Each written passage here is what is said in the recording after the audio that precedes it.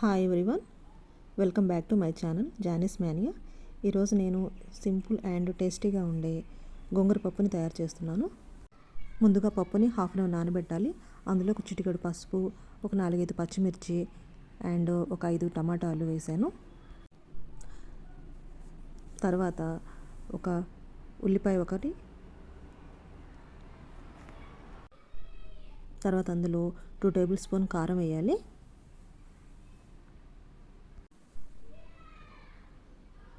ఇప్పుడు మొత్తం వేసిన మొత్తాన్ని బాగా కలుపుకోవాలి మనం. చూడండి, ఇప్పుడు కుక్కర్ మూత పెట్టేసి ఒక 2 విజిల్స్ ఇవ్వాలి. అయిపోయి 2 విజిల్స్ వచ్చేసాయి. ఇప్పుడు గోంగూరని మంచిగా కడగాలి. కడిగిన తర్వాత దీన్ని ఒక బాండీలో 1 టేబుల్ స్పూన్ ఆయిల్ వేయాలి. తర్వాత అందులో ఈ గోంగూరని వేసేసి ఒక 2 నిమిషాలు 2 to 3 minutes ఆయిల్లో ఫ్రై చేయాలి.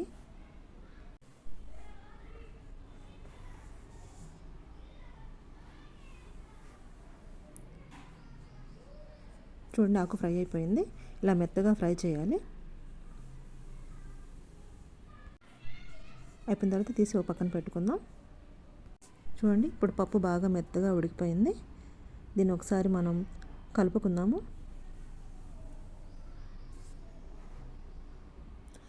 ఇప్పుడు ఇందులో కొంచెం చింతపండు, మనం ఫ్రై చేసిన గోంగూర పేస్ట్ని ఇందులో వేద్దాము. వేసి ఒకసారి మొత్తం బాగా కలుపుకుందాము, పప్పు అంతా పట్టేలాగా. ఇప్పుడు స్టవ్ వెలిగించేసి సిమ్లో మొత్తాన్ని ఒక 3-4 minutes బాయిల్ అవ్వాలి. చూడండి, మెత్తగా ఉడికిపోయింది పప్పు.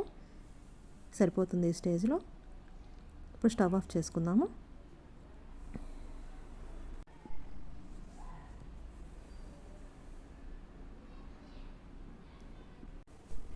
ఇప్పుడు ఇందులో ఒక స్పూను కళ్ళుప్పు వేసాను.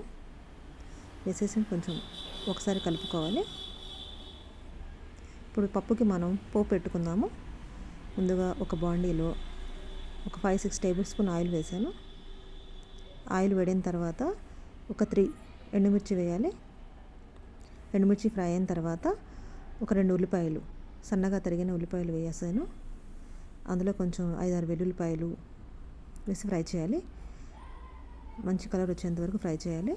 ఇప్పుడు అందులో జీలకర్ర, ఆవాలు వేసాను. ఇప్పుడు అందులో కొంచెం కరివేపాకు, కొంచెం ఇంగువ వేసి ఒకసారి ఫ్రై చేయాలి. తర్వాత మనం బాయిల్ చేసిన పప్పుని అందులో వేసేయాలి. చూడండి, ఎంతో టేస్టీగా ఉండే గోంగూర పప్పు రెడీ అయిపోయింది. ఒకసారి మీరు ట్రై చేయండి. ట్రై చేసి ఎలా వచ్చిందో నాకు కామెంట్ చేయండి. Thank you for watching.